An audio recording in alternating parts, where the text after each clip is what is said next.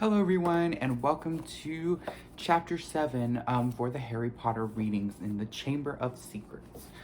Sorry again it took me so long to get back to doing everything. I just need to get everything settled and I got a new job, so trying to get that settled and also as well, doing school and stuff. But now that I'm on a regular schedule, I'm going to get started doing this. Probably not every day like I was doing at the beginning, but at least every other day or at least 3 times to 4 times a week. Anyways, I'm so excited to get started with this chapter. It is one of my favorites. I can discuss more at the end, but anyway, let's get started with chapter 7, Mudbloods and Murmurs. Harry spent a lot of time over the next few days dodging out of sight whenever he saw Gilderoy Lockhart coming down a corridor. Harder to avoid was Colin Creevey, who seemed to have memorized Harry's timetable. Nothing seemed to give Colin a bigger thrill than to say, "All right, Harry," 6 or 7 times a day, or to hear, "Hello, Colin," back, however exasperated Harry sounded when he said it. Hedwig was still angry with Harry about the disastrous car journey, and Ron's wand was still malfunctioning, surpassing itself on Friday morning by shooting out of Ron's hand in charms and hitting tiny old Professor Flitwick squarely between the eyes, creating a large throbbing green boil where it had struck. So with one thing and another, Harry was quite glad to reach the weekend. He, Ron, and Hermione were planning to visit Hagrid on Saturday morning. Harry, however, was shaken awake several hours earlier than he would have liked by Oliver Wood, captain of the Gryffindor Quidditch team. "What's the matter?" said Harry groggily. "Quidditch practice," said Wood. "Come on." Harry squinted at the window. There was a thin mist hanging across the pink and gold sky. Now he was awake. He couldn't understand how he could have slept through the racket the birds were making. "Oliver," Harry croaked, "it's the crack of dawn." "Exactly," said Wood. He was a tall, burly 6th-year, and at the moment his eyes were gleaming with a mad enthusiasm. "It's part of our new training program. Come on, grab your broom and let's go," said Wood heartily. "None of the other teams have started training yet. We're going to be the first off the mark this year." Yawning and shivering slightly, Harry climbed out of bed and tried to find his Quidditch robes. "Good man," said Wood. "Meet you on the pitch in 15 minutes. When he had found his scarlet team robes and pulled on his cloak for warmth, Harry scribbled a note to Ron explaining where he had gone and went down the spiral staircase to the common room, his Nimbus 2000 on his shoulder. He had just reached the portrait hole when there was a clatter behind him and Colin Creevey came dashing down the spiral staircase, his camera swinging madly around his neck and something clutched at his hands. "I heard someone saying your name on the stairs, Harry. Look what I've got here. I've had it developed. I wanted to show you." Harry looked bemused at the photograph Colin was brandishing under his nose. A moving black and white Lockhart was tugging hard on an arm Harry recognized as his own. He was pleased to see that his photographic self was putting up a good fight and refusing to be dragged into view. As Harry watched, Lockhart gave up and slumped panting against the white edge of the wall. "Will you sign it?" said Colin eagerly. "No," said Harry flatly, glancing around to check that the room was really deserted. "Sorry, Colin. I'm in a hurry. Quidditch practice." He climbed through the portrait hole. "Oh, wow! Wait for me! I've never watched a Quidditch game before." Colin scrambled through the portrait hole after him. "It'll be really boring," said Harry quickly, but Colin ignored him, his face shining with excitement. "You were the youngest house player in 100 years, weren't you, Harry? Weren't you?" said Colin, trotting alongside him. "You must be brilliant. I've never flown. Is it easy? Is that your own broom? Is that the best one there is?" Harry didn't know how to get rid of him. It was like having an extremely talkative shadow. "I don't really understand Quidditch," said Colin breathlessly. "Is it true that there are 4 balls, and 2 of them fly around trying to knock people off the brooms?" "Yes," said Harry, heavily, resigned to explaining the complicated rules of Quidditch. "They're called bludgers, and there are 2 beaters on each team who carry clubs to beat the bludgers away from their side. Fred and George Weasley are the Gryffindor beaters." "And what are the other balls for?" Colin asked, tripping down a couple of steps because he was gazing open-mouthed at Harry. Well, the quaffle, that's the biggest red one. It's the one that scores goals. 3 chasers on each team throw the quaffle to each other and try to get it through the goal post. At the end of the pitch, there are 3 long poles with hoops at the end. And the 4th ball is the golden snitch, said Harry. It's very small, very fast, and very difficult to catch. But that's what the Seekers got to do, because a game of Quidditch doesn't end until the snitch has been caught. And whichever team Seeker gets the snitch earns his team 150 points extra. And you're Gryffindor Seeker, aren't you? Said Colin in awe. Yes, said Harry, as they left the castle and started across the dew-drenched grass.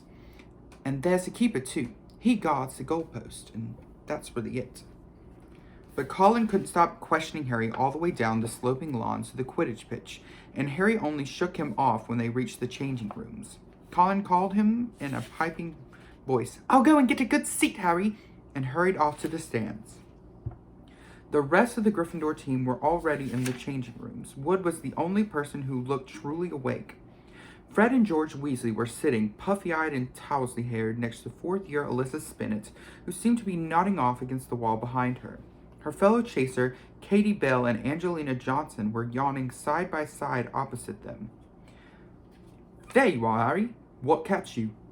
said Wood briskly. "Now, I wanted a quick talk with all of you before we actually got onto the pitch, because I spent the summer devising a whole new training program, which I really think will make all the difference." Wood was holding up a large diagram of a Quidditch pitch on which there were drawn many lines, arrows, and crosses in different colored inks. He took out his wand, typed the board, and the arrows began to wiggle over the diagram like a caterpillar.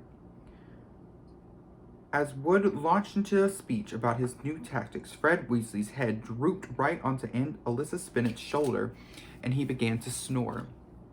The first board took nearly 20 minutes to explain, but there was another board under that, and a third under that one. Harry sank into a stupor as Wood droned on and on. "So," said Wood, at long last, jerking Harry from a wistful fantasy about what he could be eating for breakfast at this very moment up at the castle. "Is that clear? Any questions?" "I've got a question, Oliver," said George, who had woken with a great start. "Why couldn't you have told us all this yesterday when we were awake?" Wood wasn't pleased. "Now, listen here, you lot," he said, glowering at all of them. "We should have won that Quidditch Cup last year. We're easily the best team, but unfortunately, owing to circumstances beyond our control." Harry shifted guiltily in his seat.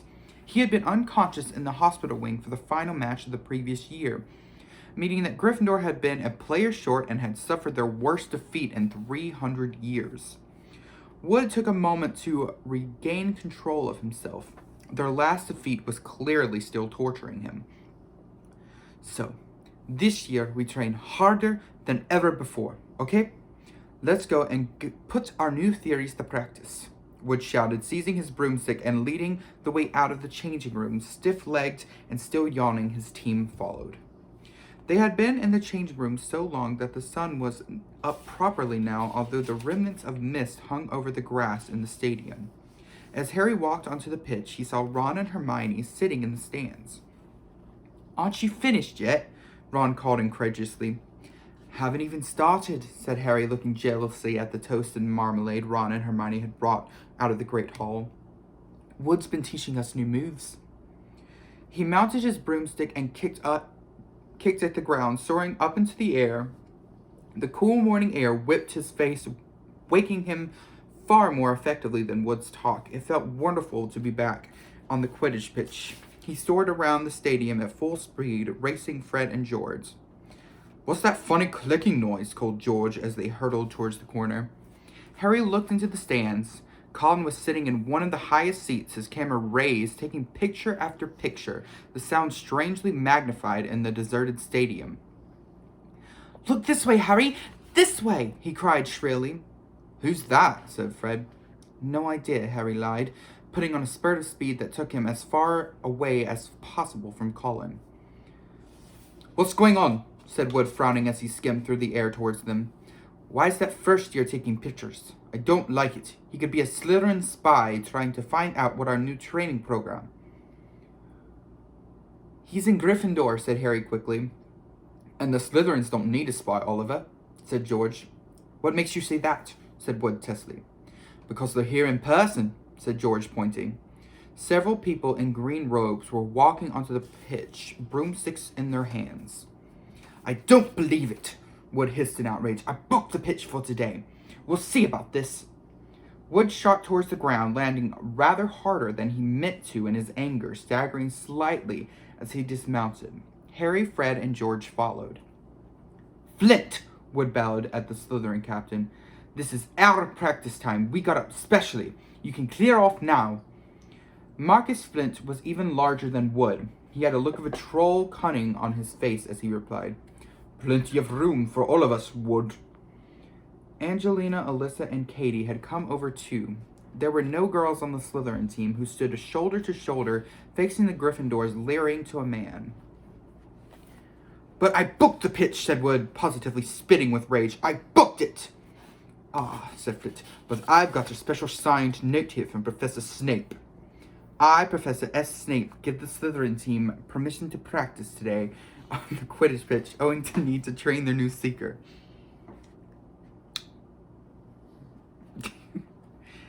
You've got a new seeker, said Wood, distracted. Where?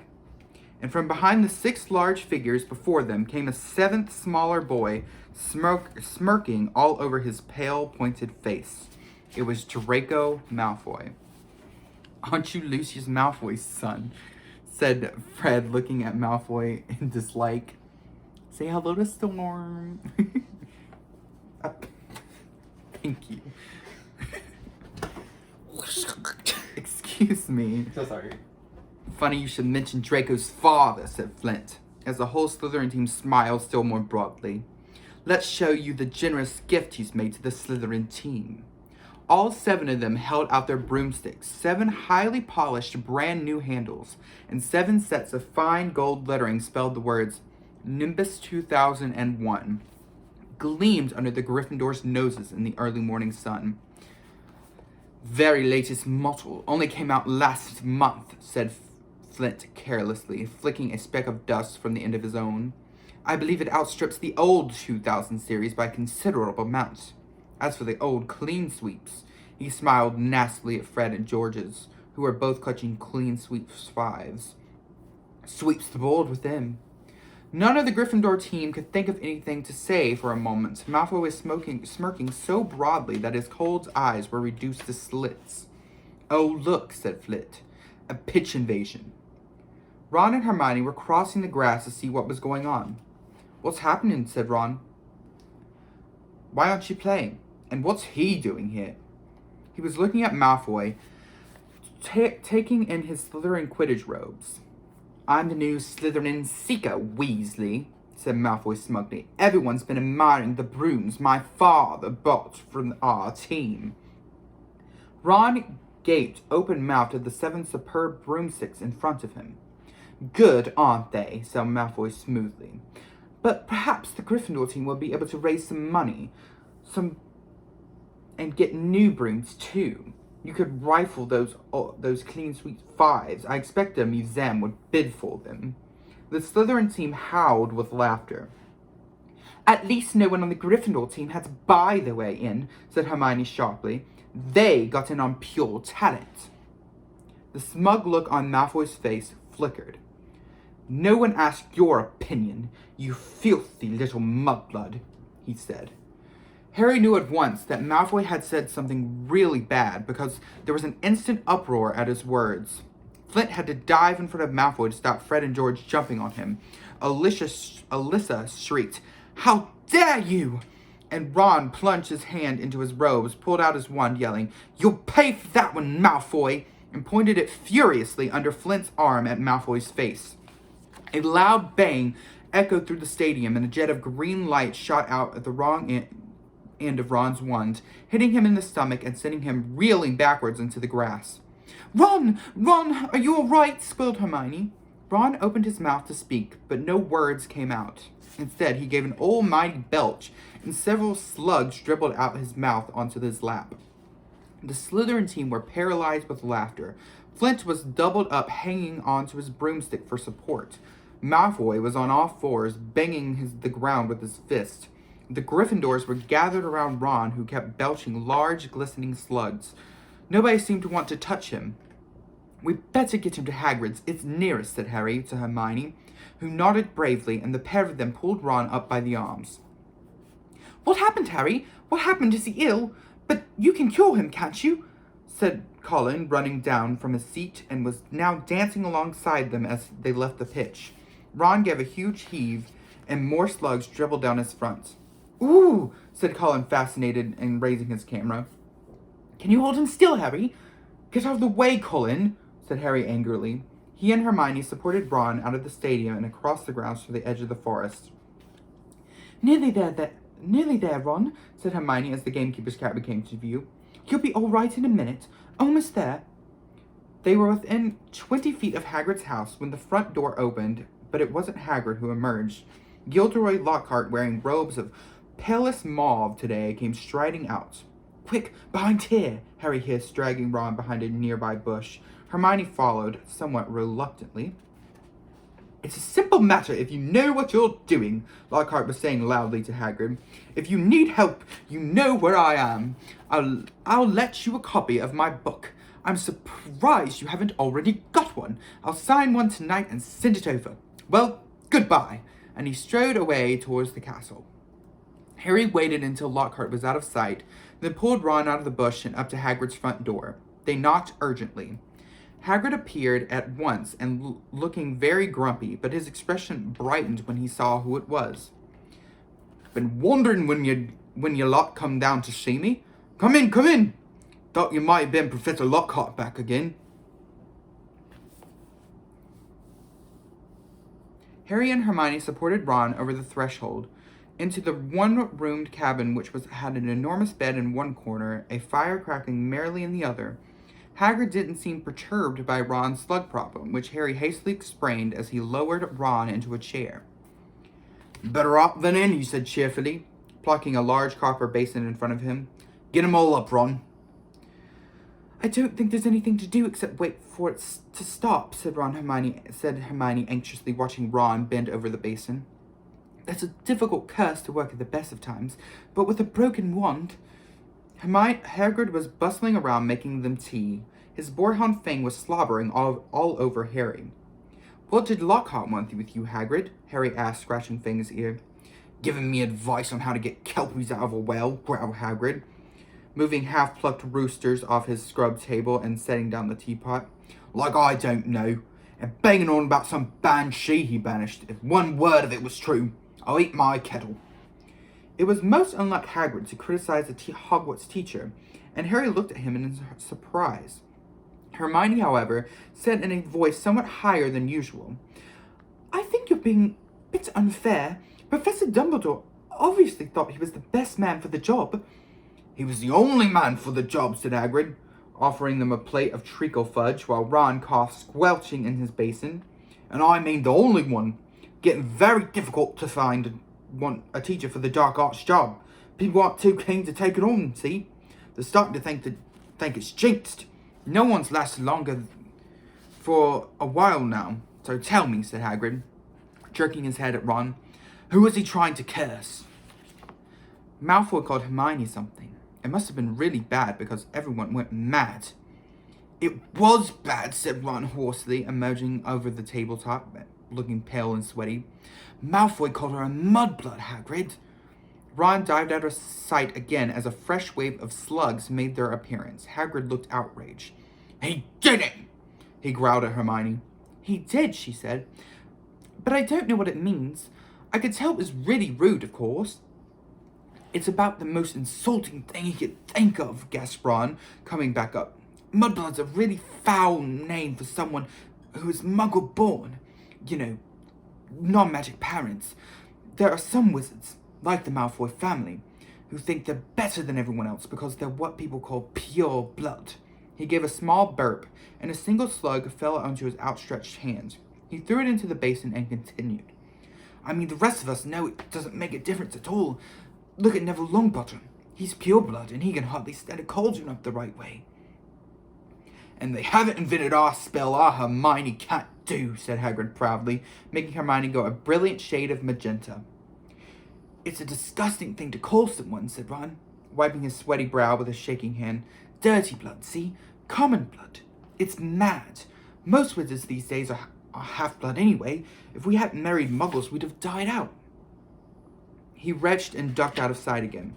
Well, I don't blame you for trying to curse him, Ron, said Hagrid loudly over thuds of more slugs hitting the basin. But might have been a good thing that your one backfired. Expect Lucius Malfoy would have been marching up to the school if you'd have cursed his son. At least you're not in trouble. Harry would have pointed out that trouble didn't come much worse than having slugs pouring out of your mouth, but he couldn't. Hagrid's treacle toffee had cemented his jaws together. Harry, said Hagrid suddenly as though struck by a sudden thought, got a bone to pick with ya. I heard you been giving out signed photos. How come I haven't gotten one? Furious, Harry wrenched his teeth apart. I have not been giving out signed photos, he said hotly. If Lockhart's still putting that about. But then he saw that Hagrid was laughing. I'm only joking, he said, patting Harry genially on the back, sending him face first onto the table. I know you didn't, really. I told Lockhart you didn't need to. You're more famous than him without trying. Bet he didn't like that, said Harry, sitting up and rubbing his chin. Don't think he did, said Hagrid, his eyes twinkling. And then I told him I never read one of his books and he decided to go. Treacle toffee, Ron, he added as Ron reappeared. No thanks, said Ron weakly. Better not risk it. Come on and see what I've been growing, said Hagrid as Harry and Hermione finished the last of their tea. In the small vegetable garden patch behind Hagrid's house were a dozen of the largest pumpkins Harry had ever seen. Each was the size of a large boulder. Getting on well, aren't they, said Hagrid happily, for the Halloween feast. Should be big enough by then. What have you been feeding them, said Harry. Hagrid looked over his shoulder to check that they were alone. Well, I've been giving, a bit of help. Harry noticed Hagrid's flowery pink umbrella leaning against the back wall of the cabin. Harry had reason to believe before now that the umbrella was not all it looked. In fact, he had a strong impression that Hagrid's old school one was concealed inside it. Hagrid wasn't supposed to use magic. He had been expelled from Hogwarts in his 3rd year, but Harry had never found out why. Any mention of the matter, and Hagrid would clear his throat loudly and become mysteriously deaf until the subject was changed. An engorgement charm, I suppose, said Hermione, halfway between disapproval and amusement. Well, you've done a good job on them. That's what your little sister said Hagrid, nodding at Ron. Met her just yesterday, Hagrid looked sideways at Harry, his beard twisting. Said she was just looking around the grounds, but I reckon she was hoping she might run into someone else at my house. He winked at Harry. If you ask me, she wouldn't say no to her sign. Oh, shut up, said Harry. Ron snorted with laughter, and the ground was sprayed with slugs. Watch it, Hagrid roared, pulling Ron away from his precious pumpkins. It was nearly lunchtime, and as Harry had only had one bit of treacle fudge since dawn, he was keen to get back to the school to eat. They said goodbye to Hagrid and walked back up to the castle, Ron hiccuping occasionally, but bringing up 2 very small slugs. They had barely set foot in the cool entrance hall when a voice rang out. There you are, Potter Weasley. Professor McGonagall walked towards them, looking stern. You will both do your detentions this evening. What are we doing, Professor? Said Ron, nervously suppressing a burp. You will be polishing the silver on the trophy room with Mr. Filch, said Professor McGonagall, and no magic, Weasley. Elbow grease. Ron gulped. Argus Filch, the caretaker, was loathed by every student in the school. And you, Potter, will be helping Professor Lockhart enter his fan mail, said Professor McGonagall. Oh no, can't I go to the trophy room too, said Harry desperately. Certainly not, said Professor McGonagall, raising her eyebrows. Professor Lockhart requested you particularly. 8 o'clock sharp, both of you. Harry and Ron slouched into the great hall in states of deepest gloom, Hermione behind them wearing a, well, you did break the rules sort of expression. Harry didn't fancy his shepherd's pie as much as he had thought. Both he and Ron felt that they had gotten much the worst deal. Filch will have me there all night, said Ron heavily. No magic. There must be about 100 cups in that room. I'm no good at muggle cleaning. I'll swap any time, said Harry hoarsely. I've had load of practice with the Dursleys. Answering Lockhart's fan mail, he'll be a nightmare. Saturday afternoon seemed to melt away in what seemed like no time. It was 5 minutes to 8, and Harry dragged his feet along to the second-floor corridor to Lockhart's office. He gritted his teeth and knocked. The door flew open at once. Lockhart beamed down at him.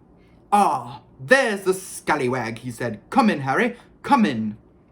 Shining brightly on the walls by the light of the many candles were countless framed photographs of Lockhart. He had even signed a few of them. Another large pile lay on his desk. "You can address the envelope," said Lockhart to Harry as this were a huge treat. "The first one's to Gladys Gudgeon. Bless her. Huge fan of mine." The minutes snailed by. Harry let Lockhart's voice wash over him, occasionally saying, right, and yeah. Oh wait, right, yeah. Sorry, I thought that was Lockhart for a second. Now and then he caught phrases like, "Fame's a fickle friend, Harry," or "Celebrity is as celebrity does. Remember that." The candles burned lower and lower, making the light dance over the many moving faces of Lockhart's watching him.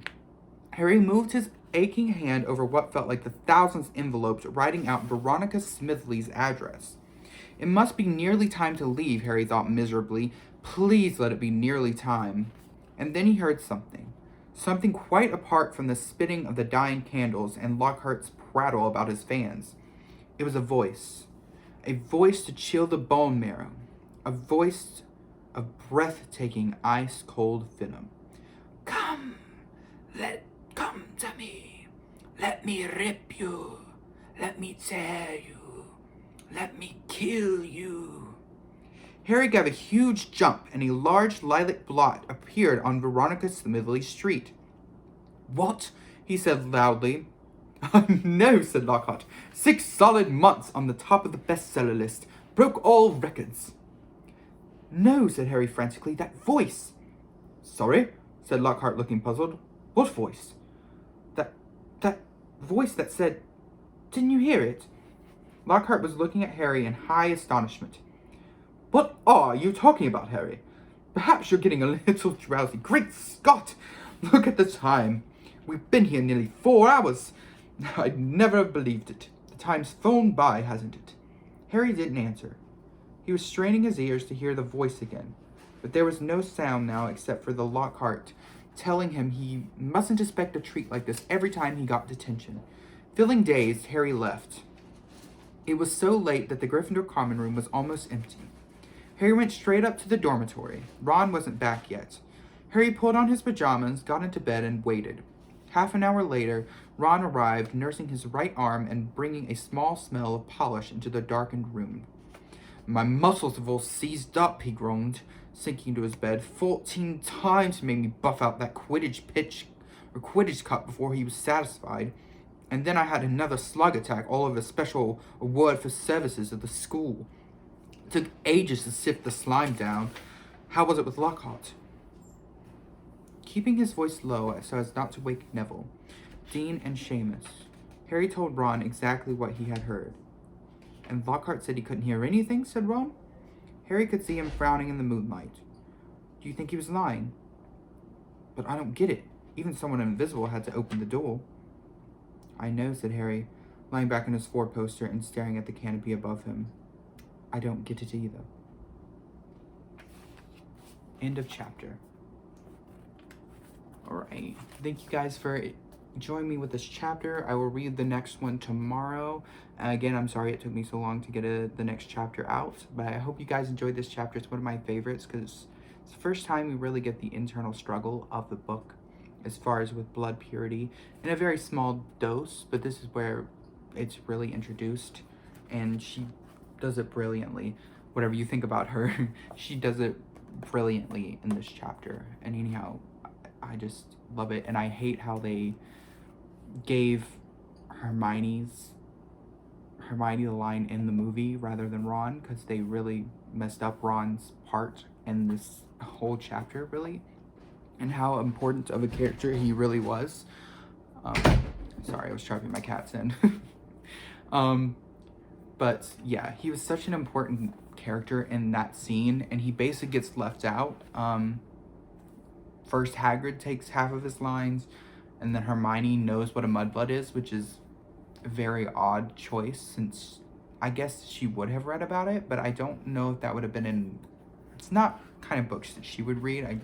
It's more of a social type of term and such.